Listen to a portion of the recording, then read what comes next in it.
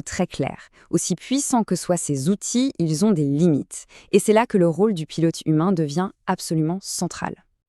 Ici, on voit bien les deux côtés de la médaille. D'un côté, une capacité d'automatisation et de traitement de données massive qui tourne 24 heures sur 24. Impressionnant.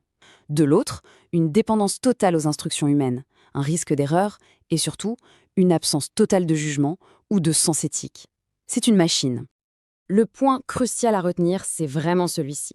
Il ne s'agit pas de remplacer les humains, il s'agit d'automatiser des processus, mais toujours sous supervision humaine.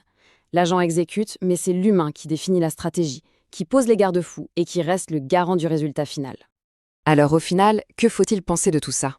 Ce qui est sûr, c'est que les agents IA sont en train de redéfinir complètement ce que le mot automatisation veut dire. Et les perspectives, elles sont fascinantes. Si on devait résumer en 4 points essentiels, ce serait ça.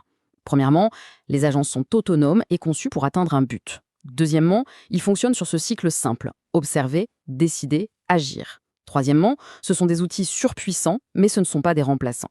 Et enfin, et c'est peut-être le plus important, le pilotage et le cadre éthique posés par les humains sont absolument indispensables.